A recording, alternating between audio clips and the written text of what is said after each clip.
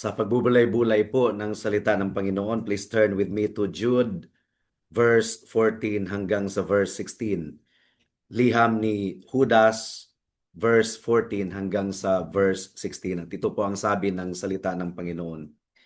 At sa mga ito rin naman, si Enoch, na ikapitong salinlahi mula kay Adan, ay nagpahayag na sinasabi, narito, dumating ang Panginoon na kasama ang kanyang laksa-laksang mga banal upang igawad ang hatol sa lahat at upang sumbatan ang bawat kaluluwa sa lahat ng kanilang masamang gawa na kanilang ginawang may kalikuan at sa lahat ng mga bagay na malupit na sinalita sa kanya ng mga hindi makadiyos na makasalanan. Ang mga iyon ay mga mapagbulong, mga mareklamo, na lumalakad ayon sa kanilang mga sariling pagnanasa at ang kanilang bibig ay nagsasalita ng mga pagmamataas na pakunwaring pumupuri sa mga tao para sa sariling kapakinabangan. May the Lord bless the proclamation of His word tonight. Ang mga tao po sa ating kapanahunan ngayon and even before, obsessed po kung ano ang breaking news, kung ano po ang latest updates. But today, si Jude po mga kapatid ay dinadala niya tayo pabalik sa kasaysayan to the dawn of human history sa ikapitong salinlahi mula kay Adan upang ibigay sa atin ang propesiya na magiging headline talaga balang araw. Magiging headline bukas.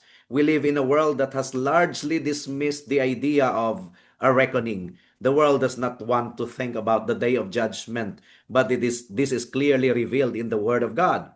And yet, sinasabi po ni Jude sa atin ang alarm patungkol sa paghahatol na darating. At sinasabi po ni Jude sa atin na itong mga false teachers na nakakapasok sa loob ng iglesia na hindi namamalayan, hindi lamang po sila nuisance o panggulo lang, but they are actually objects of an ancient divine decree of judgment.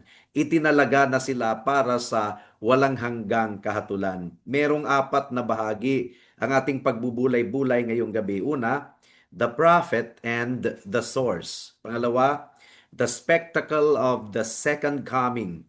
Pangatlo, the comprehensive verdict. Pangapat, the spiritual mugshot.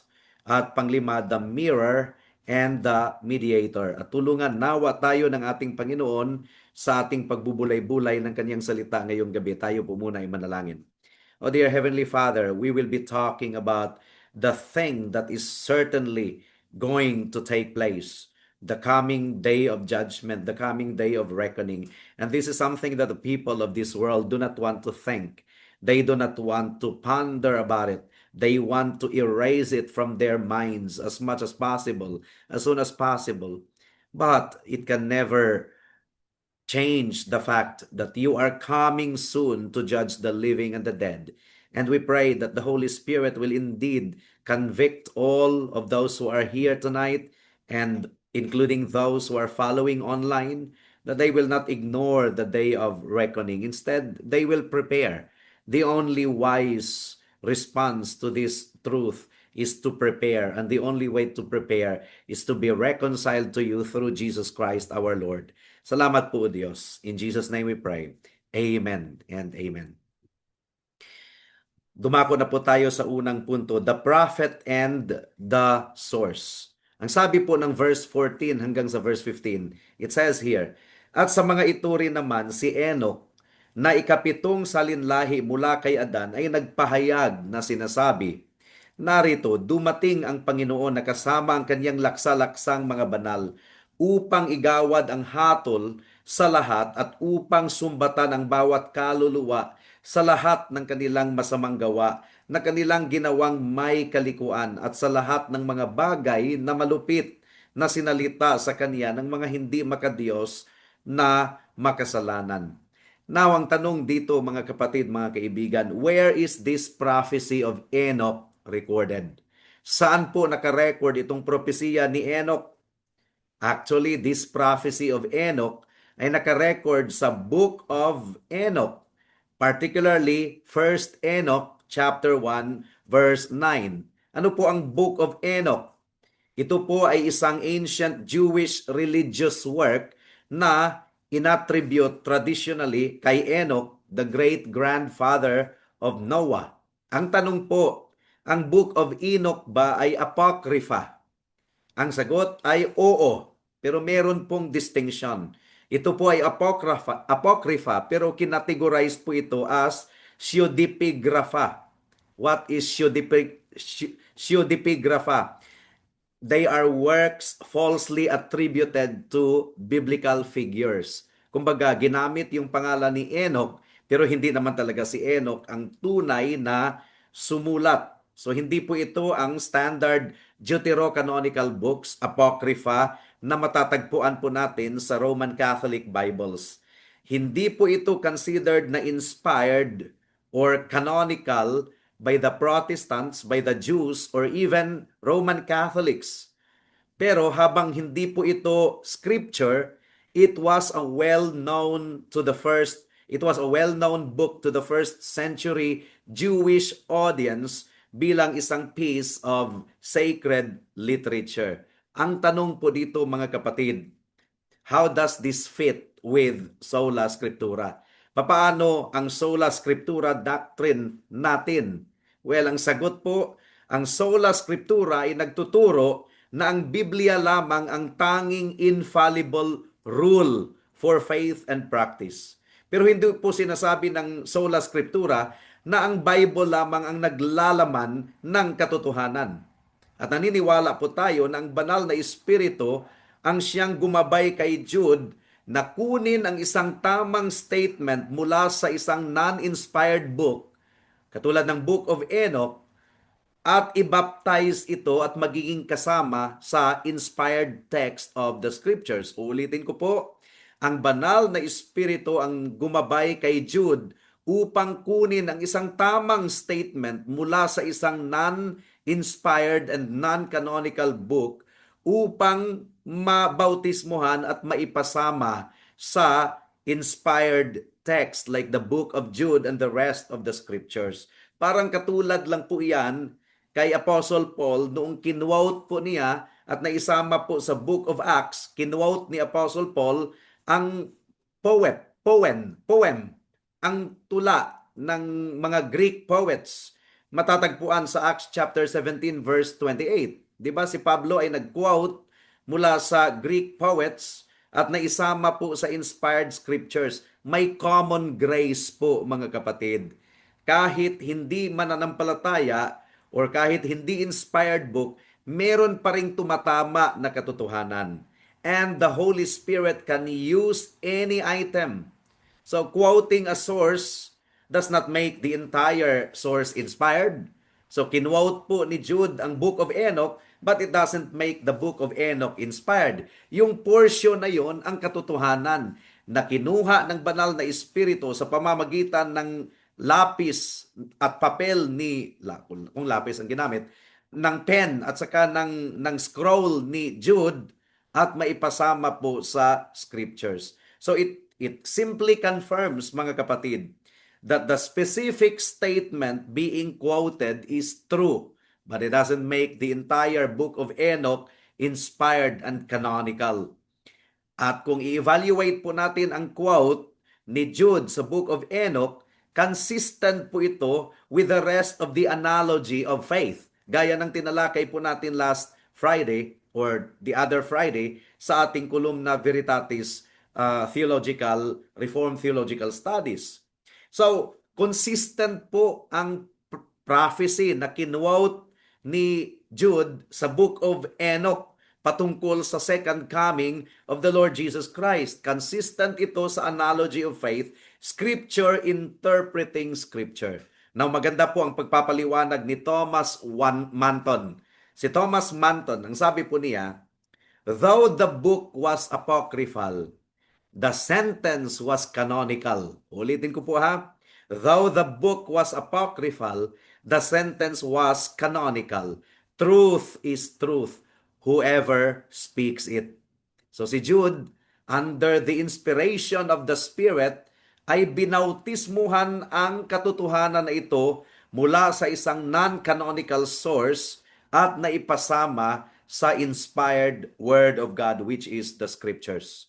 Si Enoch po ay nabuhay sa isang mundo na talagang napakasama. It was about to be washed away by a flood. And yet, the Bible tells us that Enoch walked with God. At ang kanyang prophecy ay nagre-remind po sa atin na ang Diyos ay meron talagang witness sa lahat ng salinlahi. Kahit gaano pa kasama ang salinlahi na yon, hindi po ipinahihintulot ng Diyos na mawalan siya ng witness sa bawat salinlahi. Despite the wickedness of the world na kung saan si Enoch ay nag-exist at that time, pero meron pa ring isang witness, at least si Enoch kilala po natin, even in the darkest periods of history. So yun po ang unang punto, the prophet and the source. The source, yes, is from a non-canonical book, but the truth taken from that canonical book was baptized and it was part or it became part of the inspired scripture, but it did not make the source, the entire source, canonical. Pangalawang punto, the spectacle of the second coming. Verse 14, ang sabi po dito, at sa mga ito rin naman si Enoch na ikapitong salinlahi mula kay Adan ay nagpahayag na sinasabi, narito, dumating ang Panginoon na kasama ang kaniyang mga laksa-laksang mga banal. In English, behold, the Lord comes with 10,000s of His holy ones. So ito po ang pangungusap ng propesiya ni Enoch. Behold, the Lord comes with 10,000s of His holy ones. Pag sinabing behold, tingnan ninyo. Ano bang ibig sabihin ng tingnan ninyo? It is an exhortation. Enoch is telling us or exhorting us to behold. It means ibigay po natin ang atensyon natin sa katotohanan na ang Diyos ay darating para sa paghahatol. Ang ang coming of the Lord. The coming of the Lord is not a light and insignificant event. Hindi po natin ito dapat ituring na magaan. Ang pagdating ng ating Panginoon ay parihong nakakatakot at maluwalhati. Nakakatakot po ito, nakakasindak po ito para sa mga masasama, pero ito ay isang maluwalhating kaganapan para sa mga tinubos ng ating Panginoon. At dagdag pa dyan, it is really a spectacular event because it is in the fullness of the Lord's glory, accompanied by 10,000s of His holy ones. Now imagine, may isang tao na natutulog sa isang bahay, tahimik na natutulog, pero umaapoy na pala ang bahay dahil nasusunog ang bahay. Merong isang kapitbahay na sumisigaw, gising, behold, masusunog na ang bahay mo. Hindi yan kalupitan, hindi yan rude, hindi ginagambala ng kapitbahay yung taong iyon. Siya po ay nag-exercise lamang po ng awa at habag. Kailangan po niyang gisingin ang taong iyon. Kailangan pong pukawin siya mula sa kanyang mahimbing na pagkatulog dahil nanganganib po ang kanyang buhay. And this is what Jude is doing right now. This is what this was what Enoch did in his prophecy, and this is what the people of God ginagawa po natin sa ating kapanahunan ngayon. We shout with a loud voice, behold, the King is coming. So we better prepare. Prepare to meet your God. Ang tanong po dito, sino-sino po itong 10,000s of His holy ones? This is a spectacular sight dahil kasama ng Diyos ang laksa-laksang mga banal niya. In the context of the Lord's return, itong 10,000s of His holy ones ay tumutukoy sa mga banal na mga anghel, mga angeles. And multiple scriptures describe Christ's returning with His angelic host to execute judgment. For example, Matthew chapter 5 verse 31. Please turn there. Matthew chapter 25 verse 31. Ang sabi po dito, kapag dumating na ang anak ng tao na nasa kaniyang kaluwalhatian na kasama niya ang lahat ng mga anghel, siya ay uupo sa trono ng kaniyang kaluwalhatian. So, who are these myriads of holy ones. They are the holy angels, 10,000s of angels. Second Thessalonians chapter 1 verse 7. Please turn there. Second Thessalonians chapter 1 verse 7. At kaniyang mga pinahihirapan at kayong mga pinahihirapan ay bigyan ng kapahingahang kasama namin sa pagpapahayag ng Panginoong Hesus mula sa langit na kasama ang kaniyang mga makapangyarihang anghel. Pero hindi lang po mga anghel, itong 10,000s of His holy ones. Kasi meron din pong ibang passage ng Biblia na nagsasabi na kasama po ang mga righteous made perfect. Ang mga glorified saints ay kasama din to accompany Christ in His glory. First Thessalonians chapter 3 verse 13. Please turn there.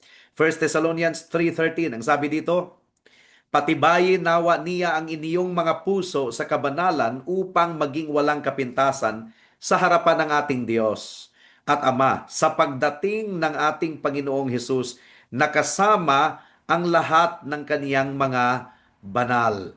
And that refers to the redeemed people of God made perfect.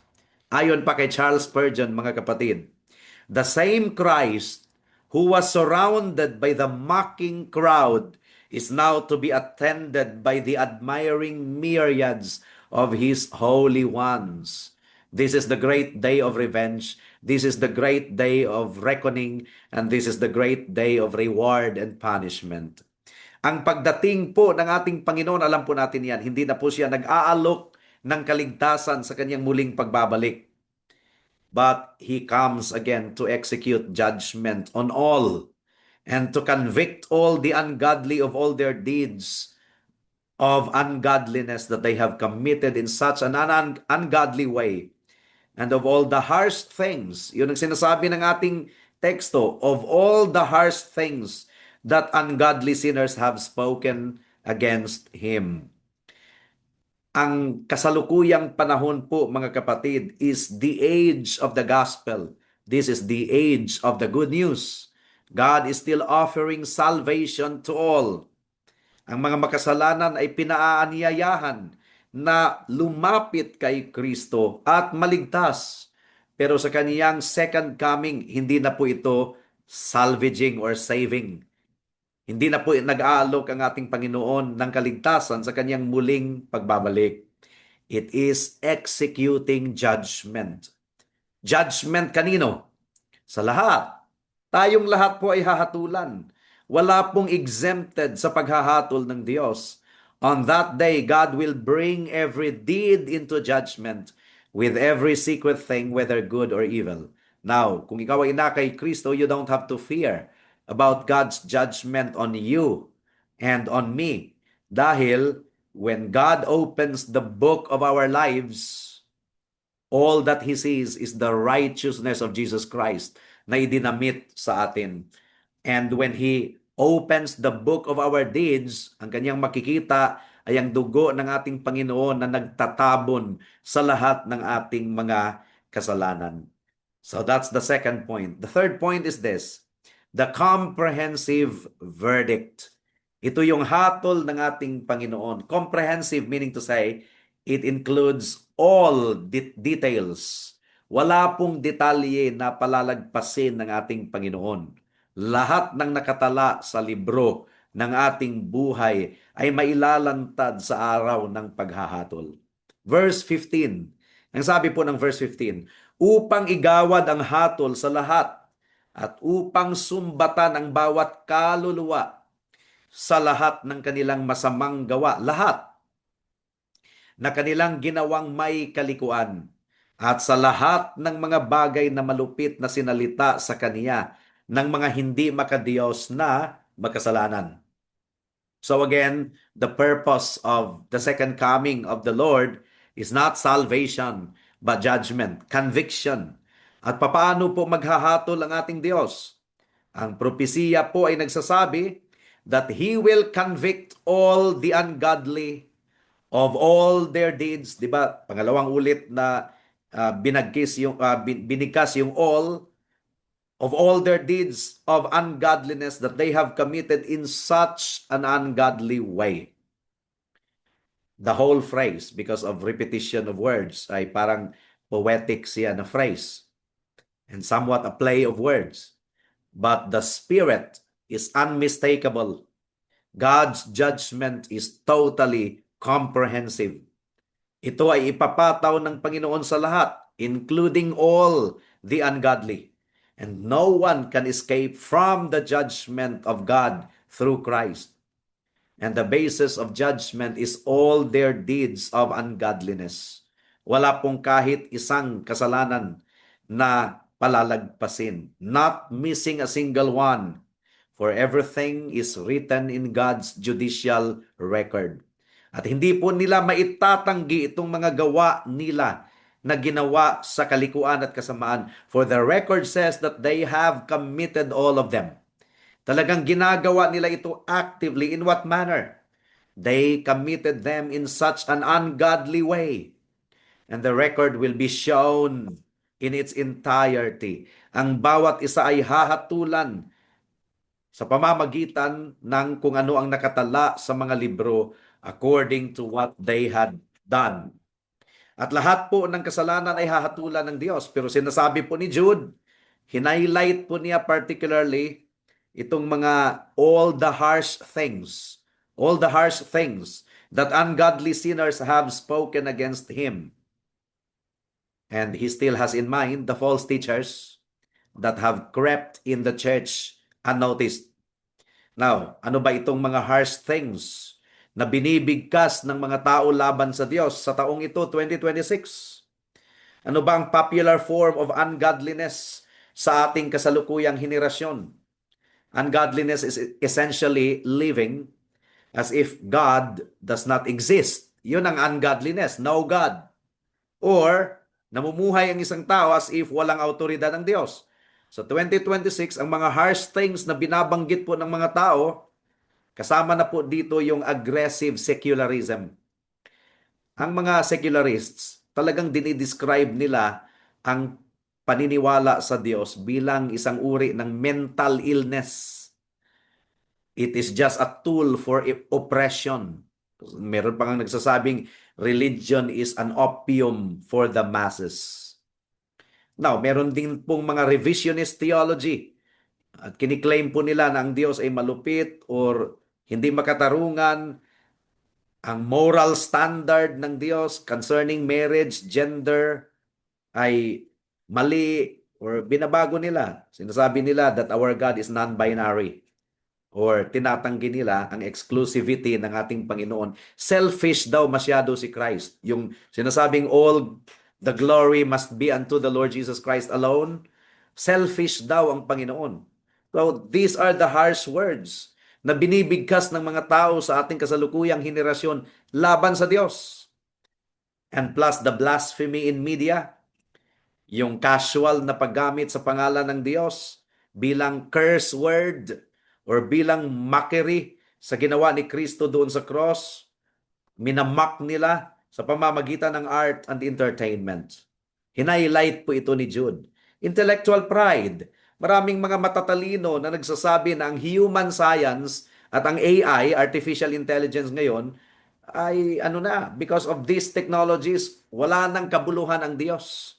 Obsolete na daw ang concept of creator. So, they are really essentially attempting to dethrone Him, to dethrone our God. Ayon pa kay John Owen, sinabi po niya, He that would belittle in temptation, let him be much in the expectation of Christ's coming.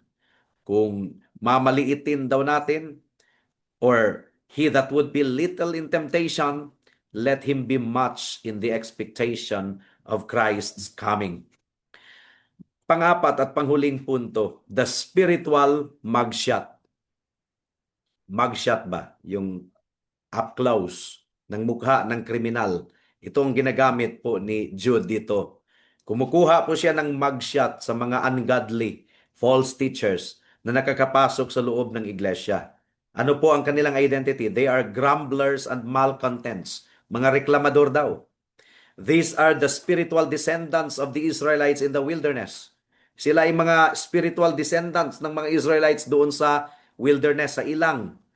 Sila ay palaging nagrereklamo sa Diyos at nagrereklamo laban kay Moses sa kabila ng milagro na at provision na binigay ng Panginoon sa kanila sa lahat ng kanilang nasaksihan, reklamador pa rin sila. So ang mga grumblers, mga spiritual descendants ito ng mga Israelites doon sa wilderness. A grumbler is someone who is perpetually dissatisfied with God's providence. Dissatisfied. Para lang itong isang tao na naglalakad sa isang napakagandang garden or tanamanan, pero nagko-complain siya na ang mga rosas ay merong mga tinik. Imbis na pasalamatan niya ang Diyos dahil ang mga tinik ay merong mga rosas. Doon po siya nag-focus sa negative. And these people are loudmouth boasters and flatterers. So they speak swelling words upang i-impress ang mga tao, but they show favoritism para makagain ng advantage. Ang kanilang religion is a political tool for self-promotion. And as we read this list, di ba, babasahin natin itong list na binigay ni Jude sa atin, grumblers, boasters, seekers of sinful desires. Kailangan po nating maging honest. Tayo ito eh. This is not just a description of them. It is a description of the human heart, hiwalay sa biyaya ng Diyos. Now, kung itong mga bersikulo na ito ay sumusugat sa puso mo ngayon, huwag kang lumayo, huwag kang tumakbo mula sa Diyos. Tumakbo ka papunta sa Diyos. Run to Him. The Lord comes with 10,000s of angels to judge the living and the dead, and this same Lord na darating accompanied by His glorious angels is the same Lord who hung on the cross at Calvary in total isolation in order to save. Sa isang courtroom, ang pinaka-terrifying na tao ay ang judge. Nakakatakot talaga kasi ang judge ang magbibigay ng pasya eh. Pero kung matuklasan mo, kapatid, na ang judge is actually your brother, na siya na ang nagbayad sa kaparusahan mo, the courtroom becomes a place of peace. Now, bawat harsh thing or malupit na pananalita na ating binibigkas laban sa karakter ng ating Diyos, sa ating bahay, opisina, or sa ating social media feed, nakarecord po yan sa libro ng Diyos. At bubuklatin po yan on the great day of judgment. Magsisi ka, kaibigan, sa pagrereklamo mo, and let your tongue be an instrument of praise, not an instrument of defiance. Iiwasan po natin ang flattery and be cautious of leaders who show favoritism or speak loudmouth boasts. Ang tunay na mga shepherds ay naglilingkod at namumuno ng may kababaang loob, the humility of the Lord Jesus Christ, not the boasting of the world. Kaya kailangan po talaga ang discernment ng iglesia upang ma-discern itong mga false teachers na ito. Now, my dear friends, the Lord is coming to execute judgment. Hindi po ang Diyos makikipag-negotiate sa kanyang muling pagbalik. He will come to execute judgment. But the door of the gospel is still open in 2026. Bukas pa po. But it will be shut when the myriads appear. Masasarado na po ang door of the gospel when the Lord returns. Kaya tumakbo ka papunta kay Kristo ngayon, kaibigan. Habang si Kristo ay nagliligtas pa. Habang ang papel na ginagampanan niya ngayon ay advocate, tagapamagitan. Run to Jesus Christ so you do not have to face Him as your judge. Magsisi sa kasalanan mo at manampalataya kay Kristo lamang bilang tanging Diyos at tagapagligtas. At ikaw ay maligtas. Gawin mo na ito ngayon. Baka bukas ay huli na ang lahat. Tayo po ay manalangin. O aming Panginoon, salamat po sa mensahe ng inyong salita. At nawa po ang pagbubulay-bulay, ang katotohanan patungkol sa coming judgment will really cause people to repent of their sin and run to Jesus Christ. Salamat po, Diyos. Ito po ang aming samot dalangin sa pangalan ni Jesus. Amen and amen.